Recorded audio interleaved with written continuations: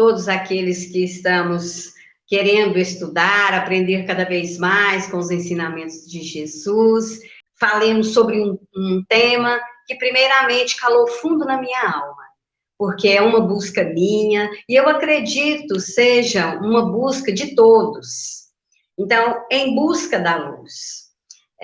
A luz, ela sempre foi citada em vários acontecimentos, nos evangelhos, nos textos bíblicos, sempre a gente percebe a presença do assunto, né, da luz. Então, a gente vê a questão, quando Paulo, então, caiu lá na estrada de Damasco, uma grande luz ao meio-dia. Então, eu fui reunindo esses pequenos acontecimentos, quando houve também aquele clarão lá nos pastores, e todos estremeceram, eles falaram, não tenham medo, nós viemos anunciar que o Salvador nasceu. Então, assim, precedido desse episódio, dessa luz. Mas essa busca a qual me referi, é essa busca nossa, sabe? Essa busca nossa, para que essa luz, ela venha e realmente nos auxilie, que ela clareie os nossos caminhos, aquilo que nós estamos a precisar, para desenvolvermos espiritualmente, moralmente. Que está no livro O Serviço Religioso, lá no capítulo 12, que é de Emmanuel.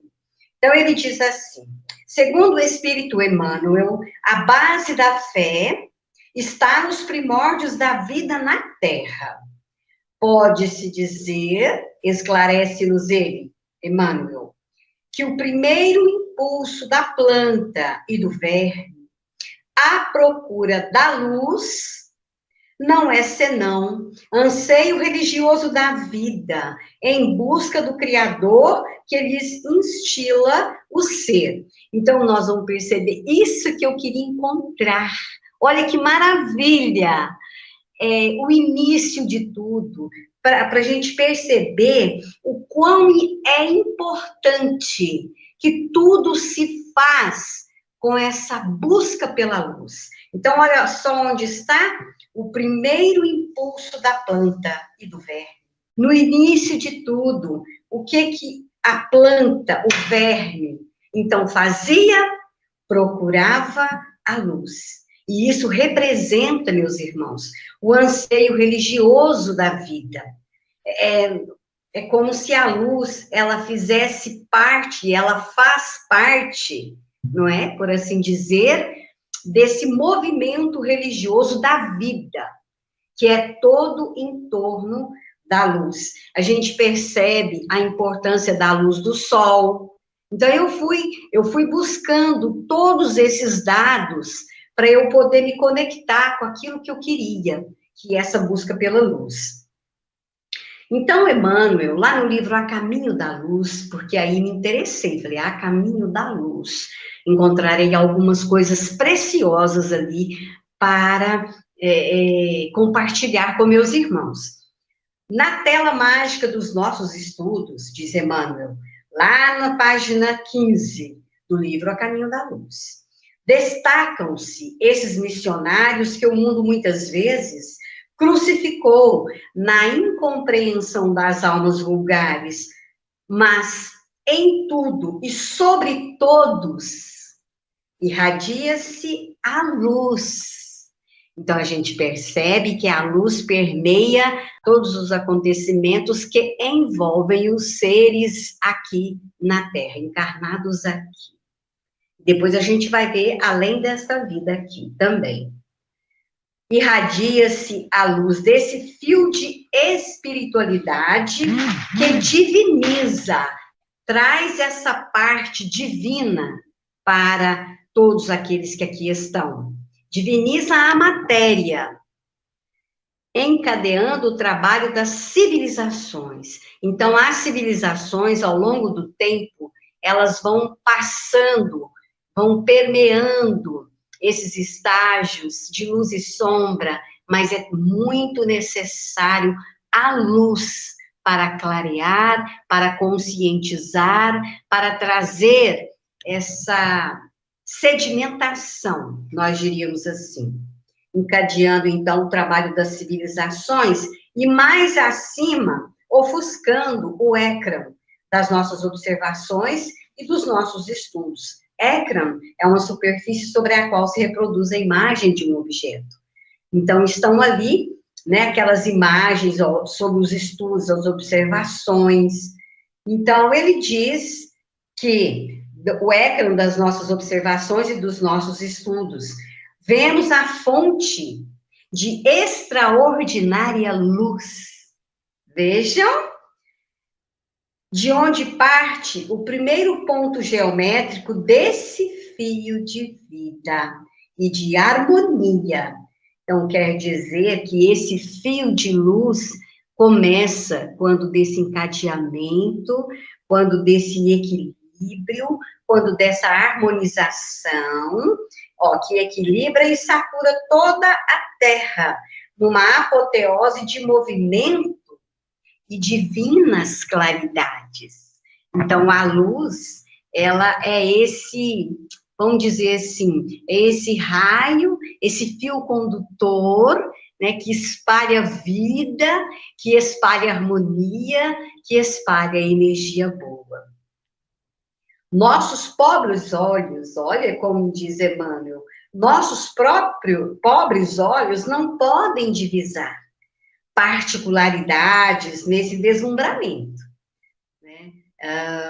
É algo muito sutil ainda para nós que estamos na matéria, né? Com os olhos físicos. Então, não podemos divisar particularidades nesse deslumbramento, mas sabemos que o fio de luz e da vida está nas suas mãos, nas mãos de Deus. Anotou ali Emmanuel no livro A Caminho da Luz. E considerei assim, olha só, está tudo sob o controle divino. Está tudo nas mãos do Criador. E ele coordenando todo o processo. Mas aí tem um outro parágrafo no livro A Caminho da Luz, que gostei muito, porque ele fala assim, o roteiro de luz e de amor. Então, é preciso esse roteiro de luz e de amor.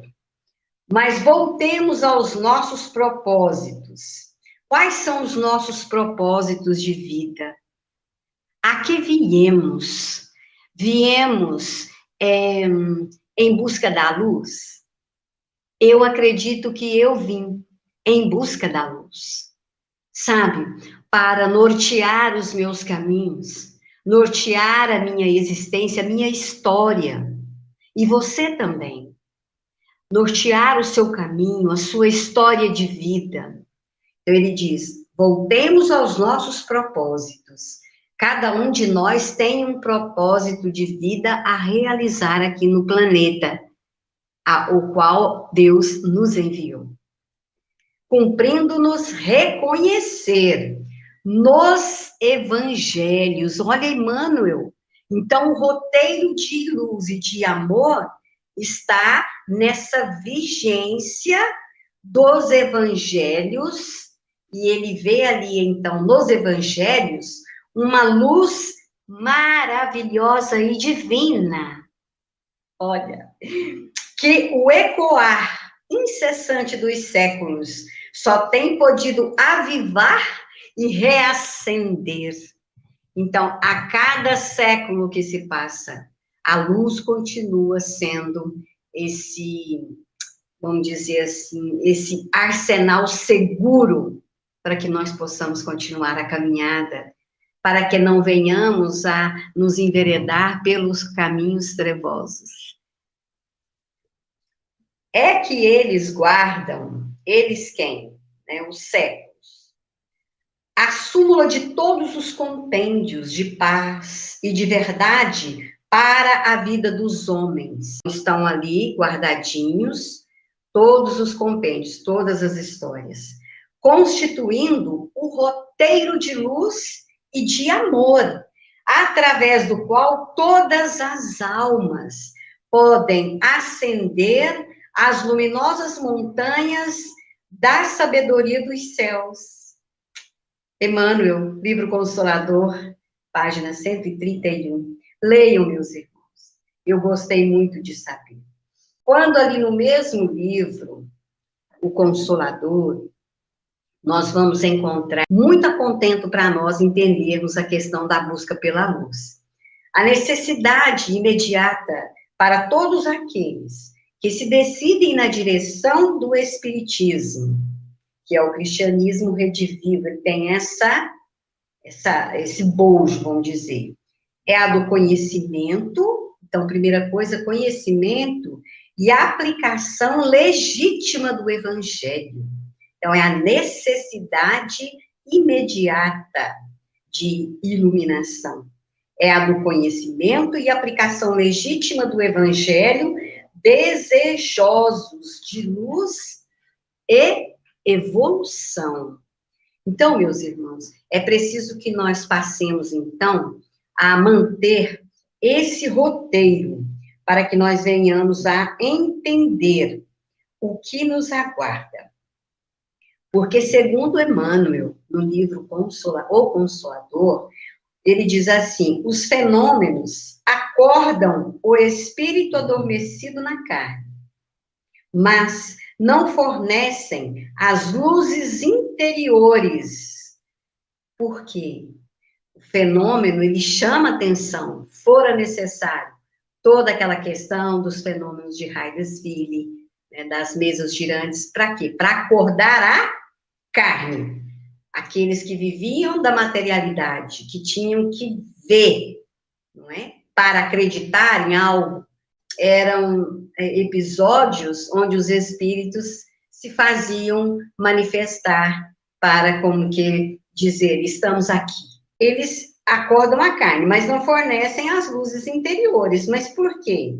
Porque as luzes interiores somente são conseguidas à custa de grande esforço e trabalho individual. É cada um de nós fazendo a parte que lhe compete, buscando, então, essa autoiluminação, percebendo o seu interior, as suas necessidades, as suas fragilidades, tudo aquilo que você necessita para que você possa crescer, e eu diria, em amor e sabedoria. Certo? Ó, a palavra dos guias e mentores do além ensina, mas não pode constituir elementos definitivos de redenção, cuja obra exige de cada um de nós. Ó, sacrifícios, renúncias santificantes no laborioso aprendizado da vida. As mensagens trazidas pelos nossos mentores, por toda essa equipe de amigos espirituais, ligados ao alto, encarregados de nos manter aí sabedores de mensagens cada vez mais esclarecedoras, elas nos ajudam. Mas aquele trabalhinho que é peculiar a cada um, que depende de cada um, esse é individual. Mas há uma pergunta: nos trabalhos espiritistas, onde poderemos encontrar a fonte principal de ensino que nos oriente para a iluminação? Onde é que nós vamos encontrar, então, um subsídio? Poderemos obtê-la com as mensagens dos nossos entes queridos, ou apenas com o fato de guardarmos o valor da crença no coração? Será que esse é o roteiro? Será que esse é a fonte, né, principal para nos orientar nessa busca de iluminação, pela busca da luz? Numerosos filósofos já vêm nos compendiado as teses, as conclusões do Espiritismo, né? Mas, todavia, para a iluminação do íntimo, vejamos aqui agora, olha que roteiro belo, e que não tem erro. Só tendes no mundo o Evangelho do Senhor que nenhum roteiro doutrinário poderá ultrapassar. Olha que frase célebre. Não tem outro caminho. É o evangelho, é a sua vivência, é a sua observância. Certa feita, diz que o Chico estava passando por um determinado lugar e perguntaram para ele: Olá, Chico, conta aí pra gente qual é a novidade da hora. Ele disse assim: o evangelho, meu filho, o evangelho.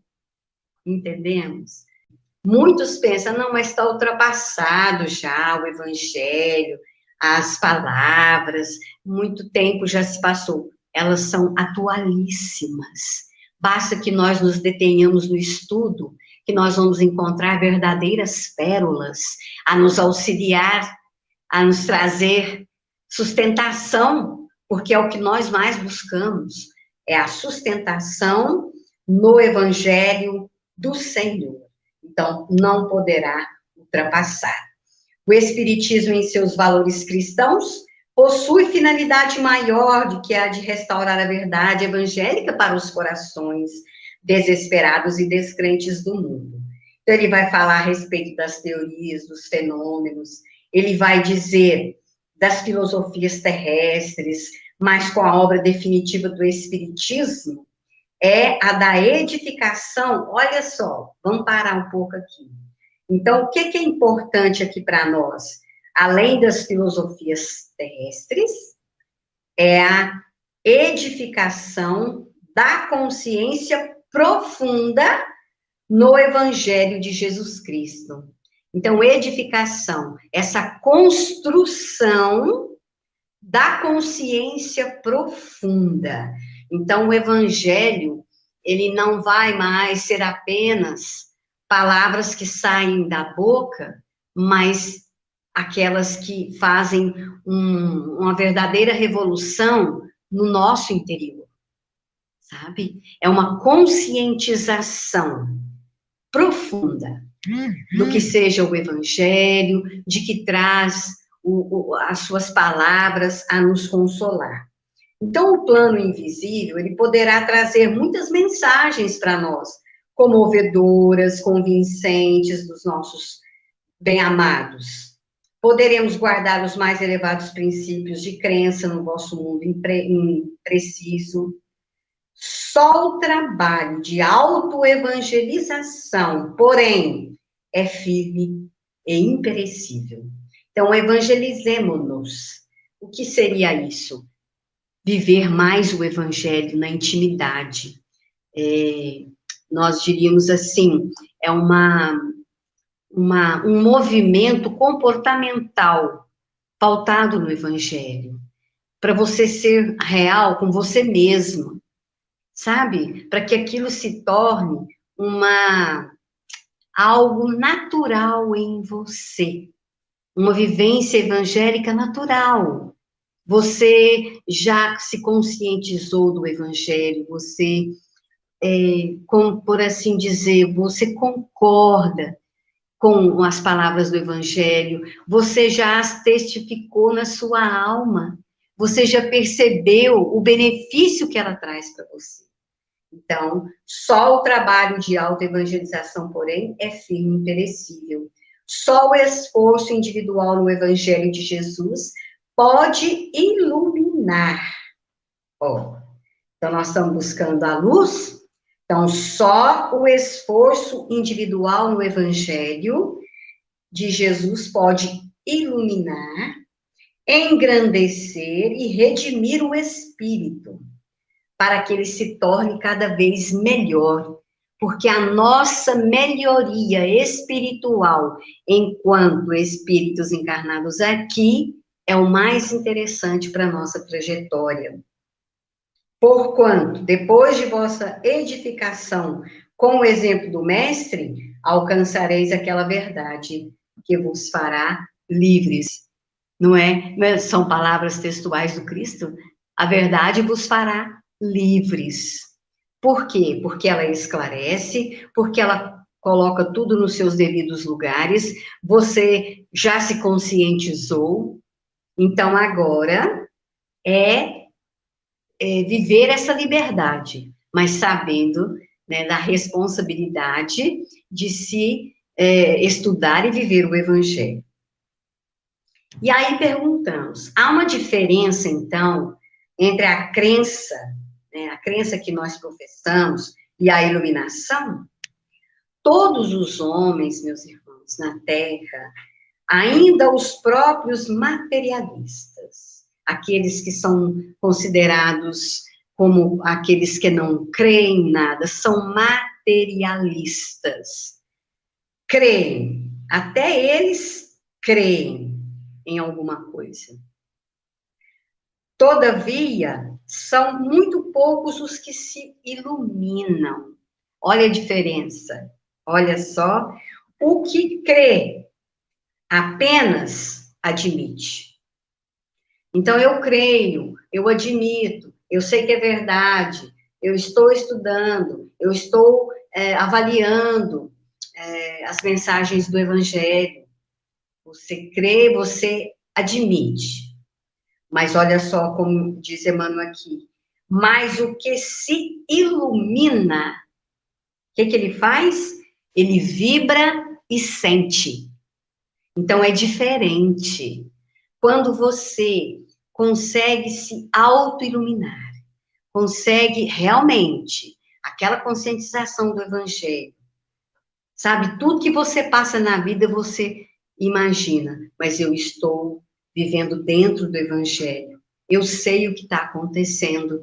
Então, agora é o momento da prece, é o momento da fé, é o momento em que eu preciso movimentar as minhas forças interiores. Então, é vibrar e sentir amor através das palavras do Evangelho. Gostei demais. Aquele que se ilumina, vibra e sente. Belo, sabe? O primeiro, qual que é o primeiro? Aquele que crê, que admite. O primeiro depende dos elementos externos. Ele precisa de algo, né, para se apegar, algo externo, ó, nos quais coloca o objeto da sua crença. Entende? Ah, eu acredito por isso, por aquilo, tudo externo, tudo que está em volta.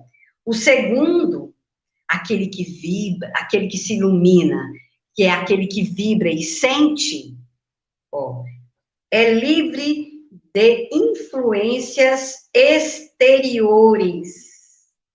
Ele se liberta. Vejam só. Por quê, hein, gente? Porque há bastante luz no seu próprio íntimo, de modo a vencer corajosamente nas provações a que foi conduzido no mundo.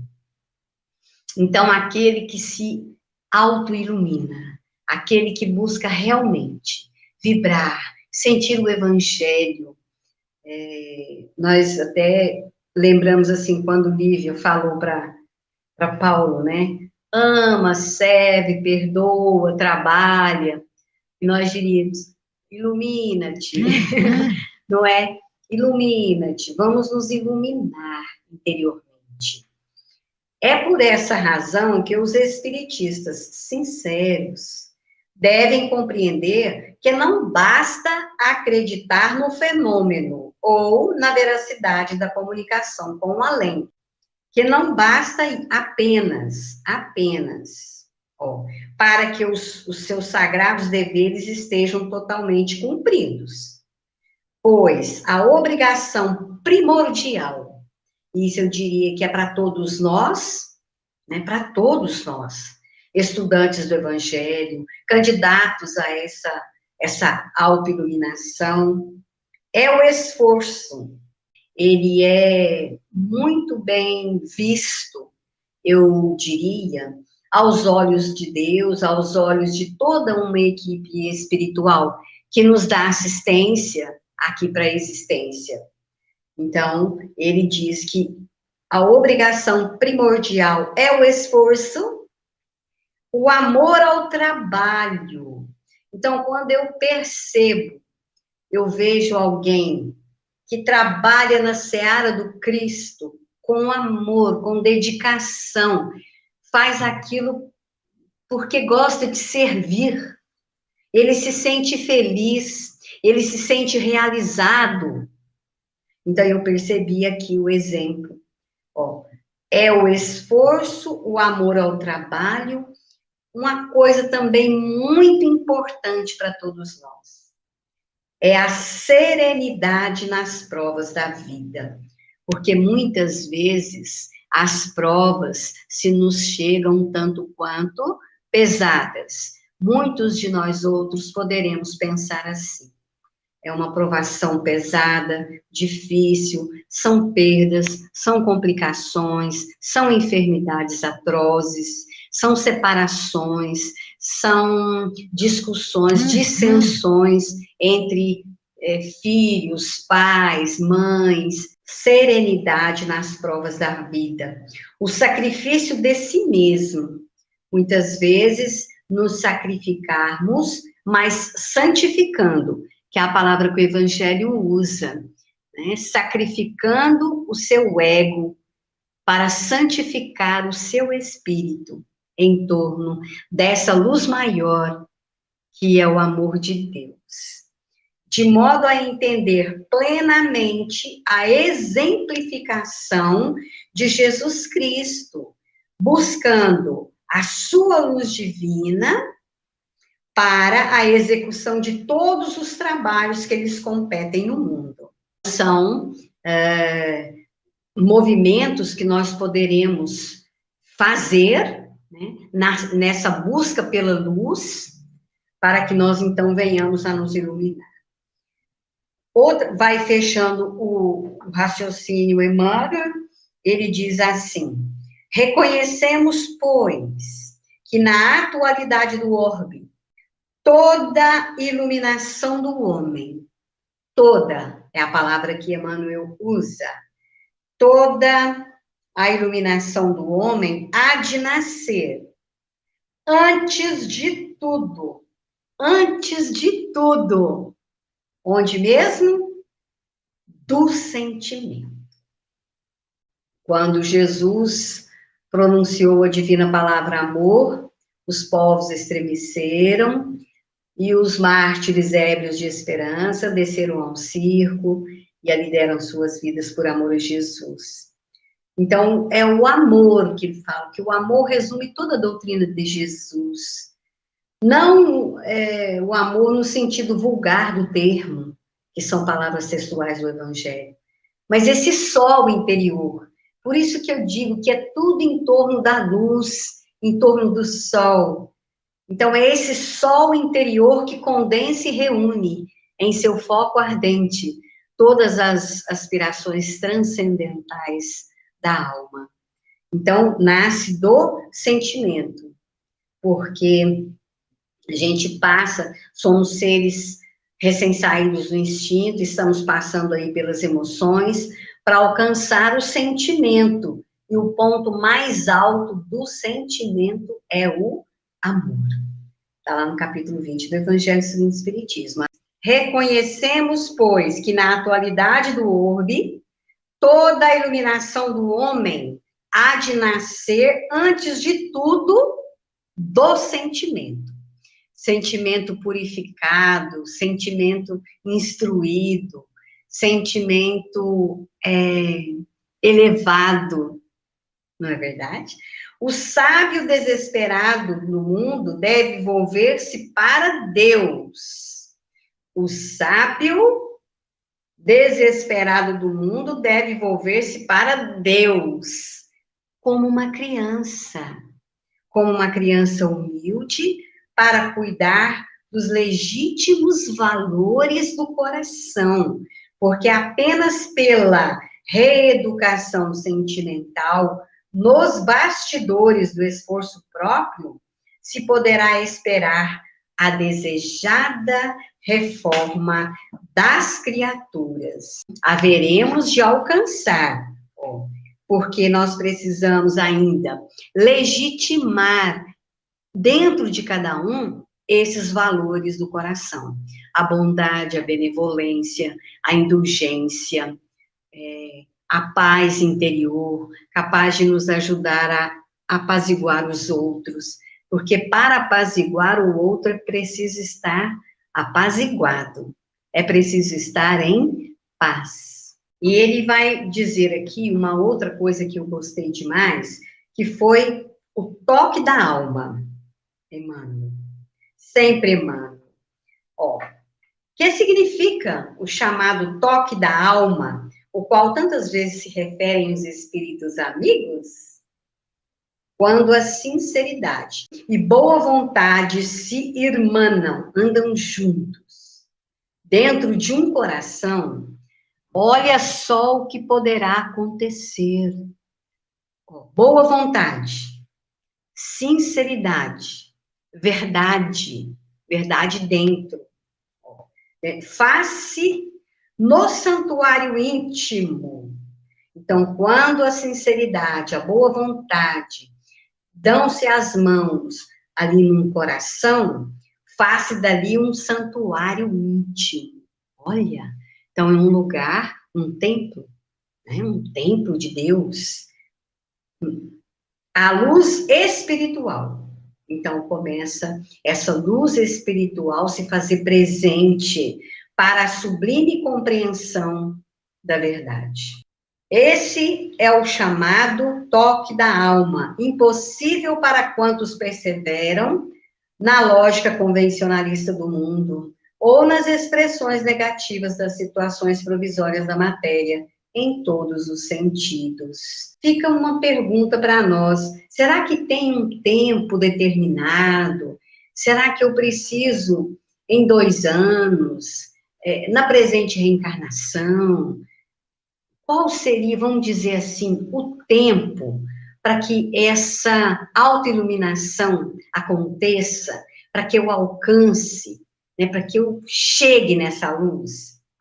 Ele diz assim, que a existência na Terra, ela é um aprendizado riquíssimo, que nós haveremos de levar conosco aqui para além desta vida, onde nós formos. Conhecimento é a nossa bagagem espiritual, é do próprio espírito. Então, a existência na Terra é um aprendizado excelente e constante. Então, nós temos toda a existência na Terra para esse aprendizado. Não há idades. Olha que bela informação. Não há idades para o serviço de iluminação espiritual. Mas, olha, eu já estou a completar 70 anos, 80 anos. Não tem mais necessidade, não há mais o que fazer com isso. Ele diz, olha, não há idades para o serviço de iluminação espiritual. Por exemplo, nós pais, nós então temos o dever de orientar a criança desde os seus primeiros passos, no capítulo das noções evangélicas.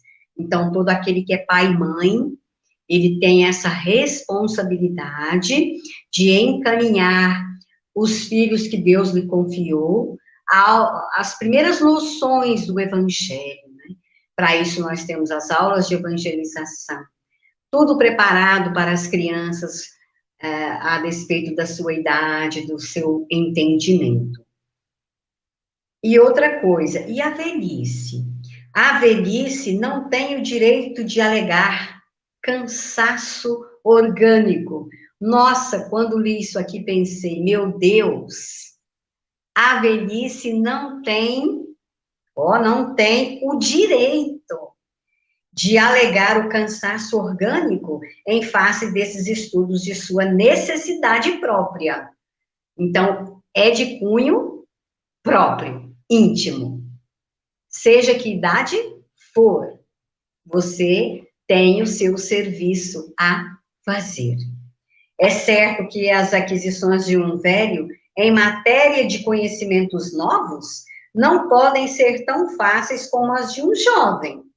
em função da sua instrumentalidade. O jovem, ele tem mais condições pelo físico, pelo vigor, não é? Mas isso não exime o senhor de idade também. Os homens mais avançados em anos, aqueles que já contam mais anos, têm, contudo, a seu favor, algo muito importante, sabe? As experiências da vida. Achei isso belo. Me lembrei lá do livro Boa Nova, quando Bartolomeu, né? Quando de Bartolomeu, que já se encontrava achando-se muito velho, sem forças, assim como se diz, eu já não estou mais prestando para nada não, né? Estou mais velho, isso aqui. E nosso Cristo vai dar uma lição, fala para ele das estações, fala de tudo que nós haveríamos de viver. Cada época da nossa vida é comparada a uma estação, né? O verão, a primavera, o outono, o inverno. Cada uma das estações trazem o seu aprendizado. Não tem o direito, olha. Contudo, tem as experiências da vida que facilitam a compreensão e nobilitam o esforço da iluminação. Movimentam aquele esforço da iluminação de si mesmos, considerando que se a velhice é a noite, né? Olha só, a alma terá no amanhã do futuro a alvorada brilhante de uma vida nova. Então, a gente percebe assim, fazendo uma pequena analogia com a nossa existência aqui na Terra, vamos dizer, um dia. Aí você renasce, então nós estamos ali pela manhã, não é? Com todo aquele fulgor, com todo aquele sol da manhã, e aí você ali renascendo. Depois vamos caminhando o dia, vamos alcançando a adolescência, depois vamos alcançando a juventude, já passando ali mais para o meio da tarde do dia, né? A madureza, com o chegar da tardinha, e aí a noite é a velhice, mas recheada de grandes aprendizados, onde nós poderemos tirar grandes lições. É preciso conversar com idosos, porque eles têm experiências, eles têm lições profundas a nos passar, nós que estamos um pouco atrás ainda. Então, é preciso observar, porque ele fala, vai ter a brilhante alvorada de uma vida nova. E as almas desencarnadas, será que elas continuam esse processo de iluminação de si próprias? Então, nos planos invisíveis do espírito, prossegue na mesma tarefa abençoada de aquisição dos próprios valores. Então, o trabalho é incessante, ele não para. E a reencarnação no mundo tem por objetivo principal, qual? A consecução desse esforço. Então, estamos todos aqui para concretizarmos essa nossa obra, que nós somos uma obra de Deus. E quando da nossa busca pela luz, quando nós a encontrarmos, que não a coloquemos debaixo do alqueire, mas acima do velador, para que todos a vejam, para que todos se apercebam, para que todos se beneficiem, para que conheçam a verdade, para que se instruam melhor, para que vivam melhor.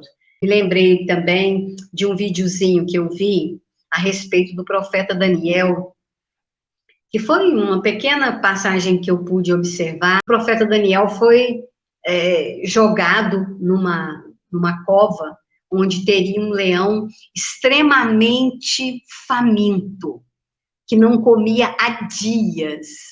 Eu vou falar para vocês o que eu achei interessante. E ele, então, ali, jogado, sem luz, e aquela coisa, e o leão aparece.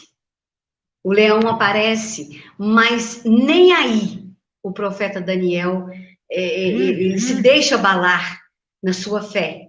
Ele diz assim, eis-me aqui, Senhor. Aí me lembrei de Ananias também. E me lembrei de tantos outros que se colocam à disposição para o serviço do Cristo.